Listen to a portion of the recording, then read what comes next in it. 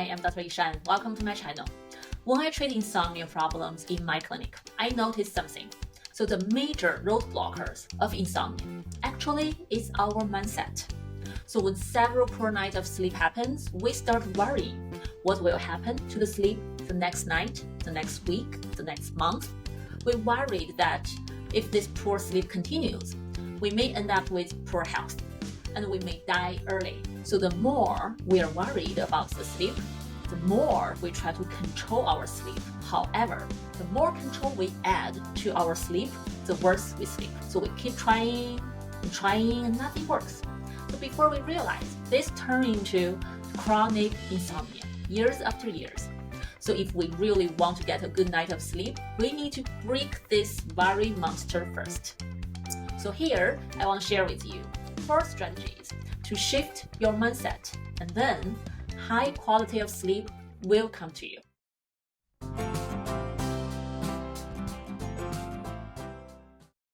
Tip number 1, put away the sleep trackers. So I understand the satisfaction when we notice our sleep data improve.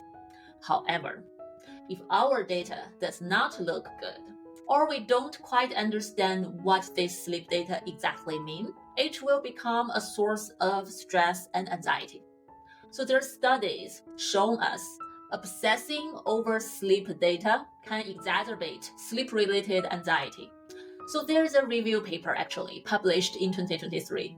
They talk about this societal phenomenon called orthosomnia. Typical behavior of orthosomnia actually include preoccupation with sleep tracker data, frequently checking the sleep tracker, and anxiety about dissociation from the technology. So the reasons behind these behaviors, according to some researchers, are obsessive pursuit of ideal sleep, free from disturbances, with regular sleep cycles, and a focus on the body's healing process. So in some clinical case reports, clinicians actually found those people with orthosomnia tendency are more likely to exacerbate their symptoms of insomnia, tend to be more anxious about controlling the sleep, and their rigid perception of sleep are really hard to change.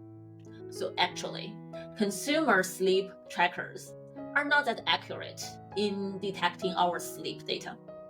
Not as accurate as what you get in a sleep lab if you go to do a sleep study. So if we overestimate the reality of these trackers, we could have the wrong idea of how well we really sleep. Sometimes it's possibly better to not know. If you are very anxious about your sleep, or you have slept poorly recently, hide that sleep tracker away for at least a week and see how you feel. Tip number 2, ignore your clock. So one night, I had a boba tea in the evening and I was wide awake in the middle of the night.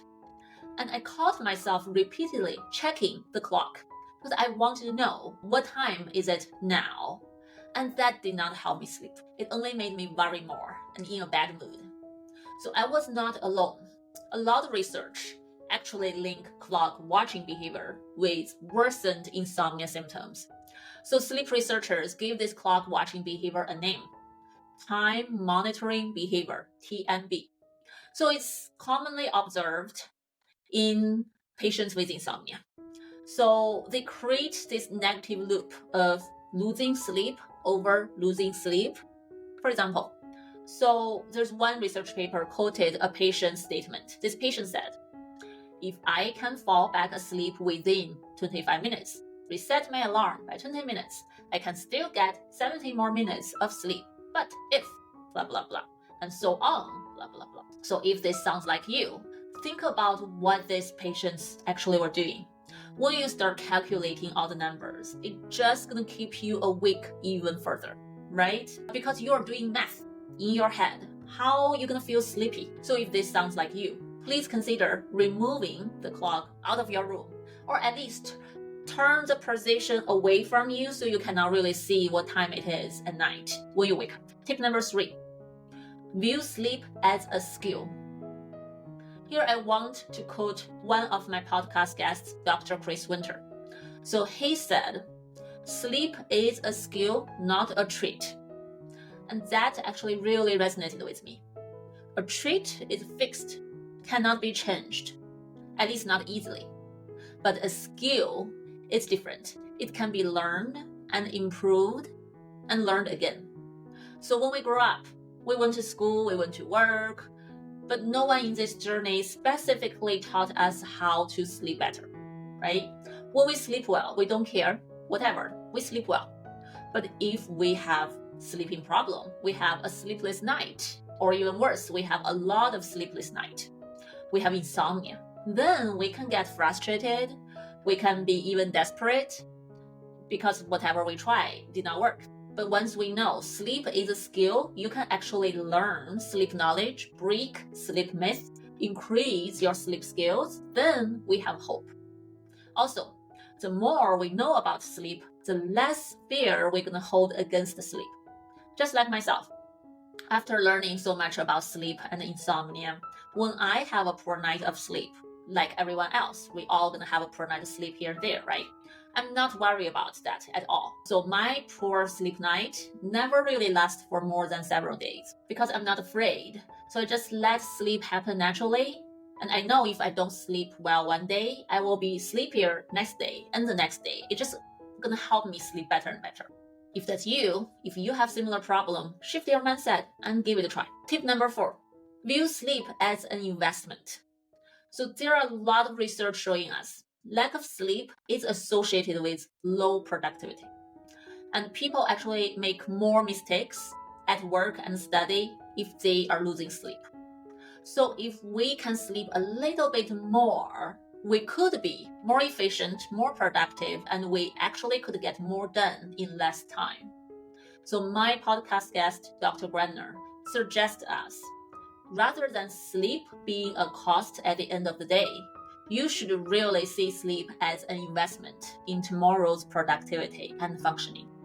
So he makes his own decision when to go to bed depending on whether he needs a strong performance the next day. If he has a demanding task the next day, for example, he needs to give a really important presentation, he actually will go to bed a little bit earlier the night before. So I love this perspective very much. If we all can see sleep as an investment, it will be much easier for us to prioritize our sleep rather than sacrificing it for some other things.